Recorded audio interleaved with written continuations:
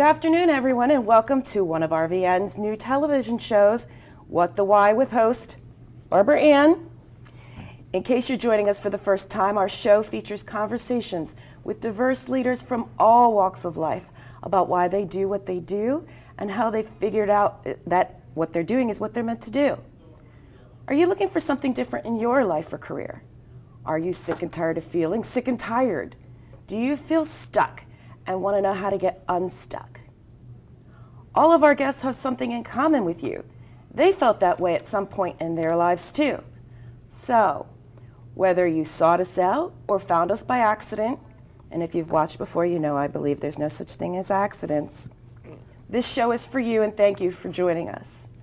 Our guest today is Brian Van Loan, the highly experienced and talented hair expert and co-owner of Unique Hair with Jazz and Dad, a salon that serves all hair types with a specialty in Black and ethnic hair care. Brian is by no means new to hair. He has been involved in hairstyling and care for several decades now. His current salon, which he co-owns with his daughter Jazz, is located in Burlington County, New Jersey. In addition to his licensing, he has several certifications with a specialization in hair care and health.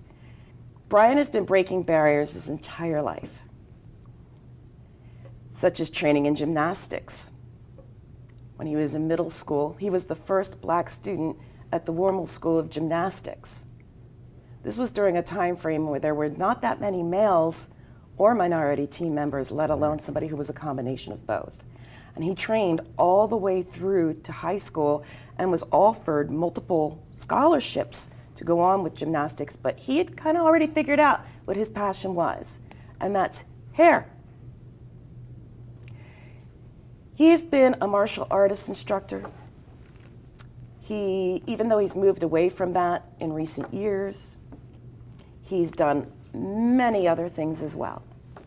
When he's not doing hair, he's a vocalist, a voiceover artist, an active member of his church, and he's an award-winning botanist. He's won several awards at the annual Philadelphia Flower Show for plants that he has grown. After several decades, he's begun preparing to pass the baton, so to speak, and it'll be interesting to see what he decides to tackle next. And if you're curious, and I have his permission to say that, yes, ladies, he is single. So without further ado, please welcome Brian Van Loan. Hi, how are you? I'm good. Pleasure to be here today. And I joke, there's a time when I tell people that Brian is my hairstylist. And then when it starts to kind of look a little bit like this, I stop telling people who does my hair. But I've been going to Brian for longer than I've been with my husband, almost 3 decades. And so that's how I first met him, and I have continued to follow him through all of his different journeys. And I just told a little bit about your story, because everybody has one. But one of the signature questions of the show is, what did you want to be when you grew up? My father used to always say, I would ask my dad that same question. I said, what did you want to be when you grew up, Dad? And he said, important, which I thought was interesting. My mom was a professional singer. My birth father was a professional singer. So I always kind of wanted to be a singer. My mom said, make sure you know how to do something else, because it's not easy getting into that business. Mm-hmm. So I started thinking about other things. In high school, like I said, I enjoyed my gymnastics. I was fortunate enough to get scholarships to Naval Academy, Temple, but I decided I wanted to do something different. The Naval Academy wasn't going to be good for me because I wasn't really the yes sir type. No. So I figured I'll shy away from that. And somewhere along the line, the fact that, well, I've always liked women a lot. I had artistic ability. I said, I know what, maybe I'll be a hairdresser. And it's funny because it started around the same time as there was a movie out with Warren Beatty, and it was called Shampoo. And they swore that's why I did it, but actually I had made a decision beforehand. I was away on a class trip. I painted a girl's fingernails. I said, you know what? Maybe I'll be a hairdresser. Okay. Because I also had a scholarship for art and the ability to draw and things of that nature. Okay. So like I said, a little bit artistic anyway. So I just pushed forward and decided to go to hairdressing school in 1976. Wow. Yes. So I've actually been a hairdresser for 45 years. Wow. Yeah. So. That's a lot of clients over the years. Yeah. A lot of hair. I used to make a joke. I said, I did everybody's hair once, at least once, I started out in primarily white salons, and they were happy to have some diversity. I would always get placed in the front of the salon. I worked in the Cherry Hill Mall. Oh. Place called Great Expectations across the hallway for command performance. I remember that. You remember that? I do remember that. Oh my goodness. Yep, and moving on from there, then I went to work for command performance in Cinnaminson. Okay. Right, so every time I would move, and I did a lot of moving in the beginning, I would just do better. I'd say, can you match that? And they'd say no, and I'd say, okay, I'm moving on. So I stayed with it. I love what I do. Okay. So you moved on, and then you decide, I can do this. I'm going to be an entrepreneur myself. It was kind of always my plan. Okay. I remember I used to write down my expenses and things on a spreadsheet. And I remember this one big spreadsheet I had on my dresser. And I wrote on the back of there that I'm going to own a beauty salon one day. Never quite lost sight of it. You just put it out there. Put it out in the universe, and I knew eventually I was going to make it happen. Okay. It was difficult, but I was used to difficult. Mm-hmm. I had a reading problem early on. Yeah. So school was definitely a challenge, but my family didn't do failure. That wasn't an option. No. And I wanted to. And this part is like really important to me when I think about it, because there are so many children who struggle with reading. And one of the main reasons they can't get further is they're too embarrassed to ask for help. You see? I didn't have that problem. I was never shy. And fortunately, my mom, she instilled in me, you could if you think you can. Yeah. Right? And not to be ashamed, because she knew that I wasn't dumb. She knew her kid had a reasonable amount of intelligence. So I got help. It was still a struggle all the way through. But I wanted kids to know somebody can do something that seems beyond them. I wouldn't think at 7th grade, struggling on the 4th grade reading level all the way up through high school, that I might not be able to own my own business. But I persevered and I kept going until I got to it. And from what I understand, you did well in high school, even in spite of the struggles. I graduated with a 3.7 average. Wow. On a 4th grade reading level. Wow. So I had great teachers, people who were willing to help me, because verbally I was able to express myself. I just had a problem when you asked me to write, to spell, because I make jokes about it now. Tell me, I just learned how to read like 34 years ago. So don't ask me to spell the word. Thank God for speak to text to talk on the phone. Yes. Right?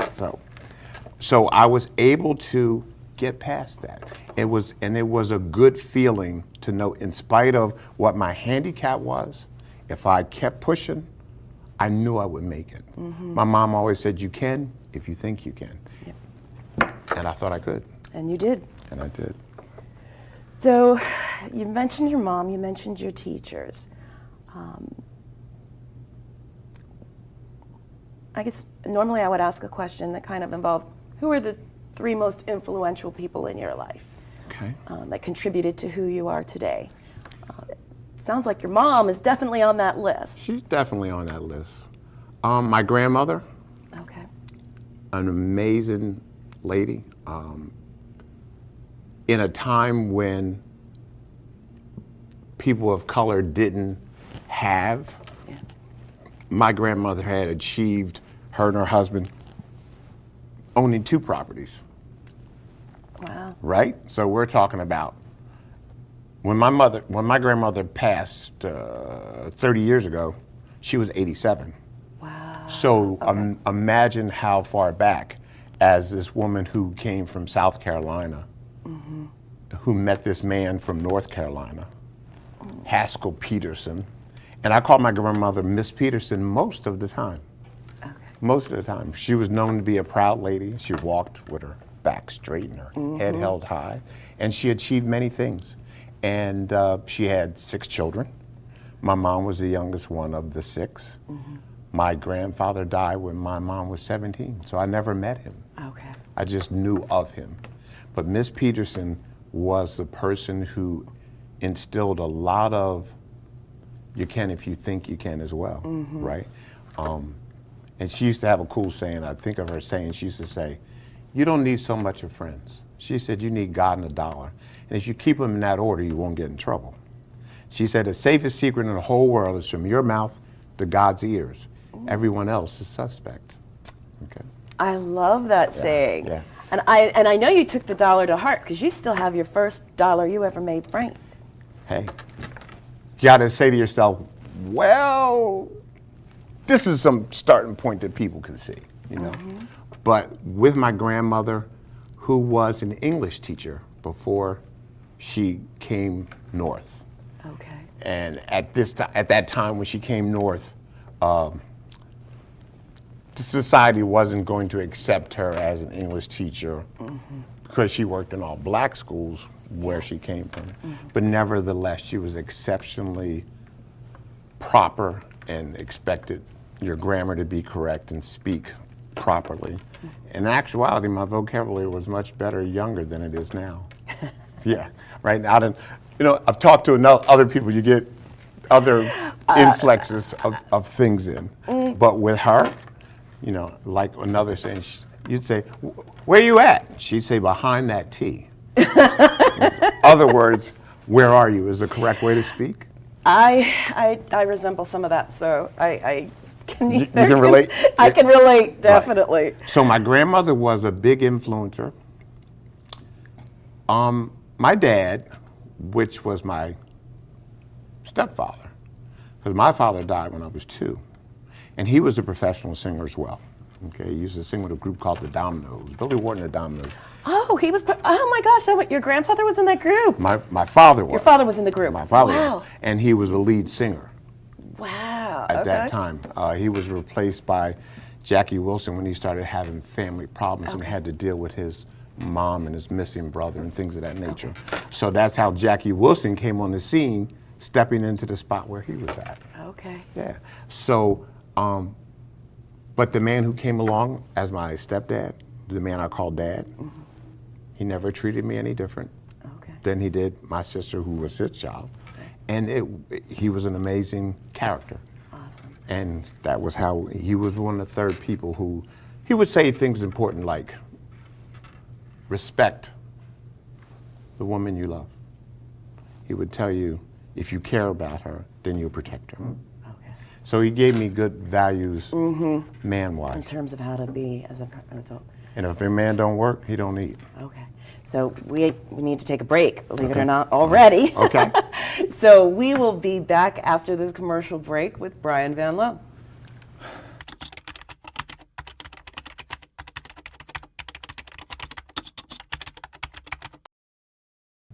Welcome back to What to Why. Welcome back to What to Watch. Yeah, okay, all right, we're back on point. There we go. Welcome back to What the Why with today's guest, Brian Van Lowe. Anybody who's watched this show knows I stand in authenticity when it comes to making mistakes, because we all make mistakes. Absolutely. So, okay, so you were talking about your So my dad, right? Otherwise known as your dad. That's right. My dad, matter of fact, I'm actually trying to write a book about him. Yeah, Oh, okay. Yeah. I'm just struggling with a title because technically the only thing I come up with, my dad's better than your dad. So I'm working on it. Okay. He was an interesting man. He actually was a professional hustler, except my mother wouldn't marry me unless he had a job. So he became a printer at the Philadelphia Inquirer. Only 2 of the black men at that time on the East Coast who were printers. But he gained that skill when he was in the service. So that allowed him to be able to have that job. And at that time, he was paid high. Like it was I think he was making like $21,000 or something. And this is like 1970, early 70s. That's pretty significant. Right, that's like 65 or 70 grand now, I think. Easily. Right? But he literally didn't need a job because of his skills. He was a professional bowler. He was Tiger Woods before there was a Tiger Woods. Okay. I've seen him beat people in the pool hall. Any place you could bet he could do. That wasn't good enough for Mom. He needed a regular 9 to 5, something to that nature. And he loved her enough to get one. So it was interesting growing up with him, and he taught me a lot of things, and he showed me a lot of things, and he was an exceptionally talented man. So I was blessed to have him as my dad for the amount of time that he was with me. Okay. So interesting that he was in the service. I'm curious, how did he feel when you decided that the military or that the Naval Academy wasn't for you? Thought I was pretty smart. Okay. So he was all for it, because sometimes you hear, No. My parents wanted me to be whatever it was I thought I would be good at. You know, do something. If you could find something to do that you love to do, that was important. Okay. So he was proud of me prior to me getting to be a hairdresser. Okay. Because when he passed when I was 19, so I had been a hairdresser for a year and a half, something about a year or so. But he supported me whatever I did. That's awesome. Yeah, he was an extraordinary man. I always laugh because he was short. He was 5'8.5", nothing like a 5'8.5" Leo. Okay, you're talking about a whole lot of ego, and he could back up what he had to say, which made him exceptionally annoying to people who didn't like him. And I could talk about Leo's because his birthday was 2 days before mine, so I know. Yes. Okay, that explains quite a bit, actually. Yeah, a little confidence. You could be a little. My mom said, "I wanted you to be confident." He got a little carried away. That's about me. So let's pivot back to business. So what is it that makes you unique from what other hairstylists, hairdressers do? Well, one of the things is that we respect people's time, okay? The fact that we try not to kidnap you is relevant. It's not an 8-hour trip. Exactly. You can hang around a little while before COVID and socialize. But prior to that, I just wanted to make sure you never felt like you wanted to get up and leave. You know, there are people who have had experiences, their hair is wet now and they're sitting there and it's like 2 hours later and their hair is starting to dry naturally. I didn't want to be that, right? And then I knew that people needed to know about taking care of their hair. So for me, it wasn't just good enough for your hair to look good. I needed your hair to be good, right? So in my salon, we don't use products that you basically can walk into a store and buy, all right? So we're different in the taking pride in what we use, right? Everybody that works where I am has a license. Don't have a license, you can't work with me. Now, I'm not gonna lie and say I haven't been stupid, because I have. Because I've had hairdressers who made a whole lot of money whose paper wasn't correct. And it cost me a lot of paper. So we don't make that mistake anymore, right? So the salon is always in the headset of staying clean. I was gonna say, it's meticulous. Right, you know, because people are sitting, they got a lot of time to search out dirt. You sitting there, and that's another reason to get you out. I don't need you to be, I don't need you to be looking to see what I, right, oh yeah. So we want to take care of your hair. We have a fun atmosphere. We play back and forth with each other all the time. But we're serious. We go to classes every other year, except for our little pandemic. Yeah. It's kind of thrown things off. My daughter is my partner. She became my partner. I made her my partner about 7 years ago. First, she had to work under me for a while because I had to get my money back for her hairdressing school. Because I was so surprised when she said she wanted to be a hairdresser. When she said she wanted to be a hairdresser, she was already working at a mortgage company. She graduated from Cheney. She had a degree in business math. So she was doing accounting and things of that nature. And then one day she came to me and she said, I want to be a hairdresser. I was, you want to be a what? Wait. Right? It's like, stop. Wait a minute. Yeah. And her mother looked at me like I had two heads. I had nothing to do with this. But you know what? She was my receptionist when she was 9 years old. When I was on High Street, my first salon, she literally would make appointments, sell products, and got commission for it, and was getting paid almost $4 an hour. She was the richest little kid she knew. Because $4 an hour in 1980, what was it, 85, 6, 7, 8. Was more the minimum wage. Yeah, it was like 89 or something to that nature. Somewhere, I get the hours, I mean the years can mix up, but I had a kid who was working in the salon. And she shampooed her first person when she was about 11 or 12. Aww. So she said, why are you surprised? I want to be a hairdresser. And she's turned out to be a very good hairdresser. She's very talented. And right now the viewing audience is seeing some of the That's one of her hairdos. Mm-hmm. A lot of the girls, I have a young lady who does only natural hair. Mm-hmm. My daughter does all types. She's good with color. She doesn't call herself a loctician, but I do. And I have another young lady, we call her T. She does our weaves. And me, I do a little bit of a lot of stuff. I don't do weaves, I don't braid. I don't do little kids. I didn't do my own little kids, okay? So that's how much I did not want to do kids. They move a lot, their heads are almost the same size as yours, and their parents don't want to pay. So, and you know what, grown people, I do grown people, I do older people and stuff. They don't need to ask anybody for money and they don't get on restrictions. That's true. Yeah. So, That's true. So the salon is kept in terms of education, high products, right? Hair care. Because if you don't have any hair, I don't have any job. Mm-hmm. So I do everything I can to make sure your hair is healthy. Yeah. And my team does the same thing. Mm-hmm. I've been very blessed to have these young people working with me, right? I love hair. I don't really ever expect to retire. I'm probably going to retire when I cough up a hairball. Okay.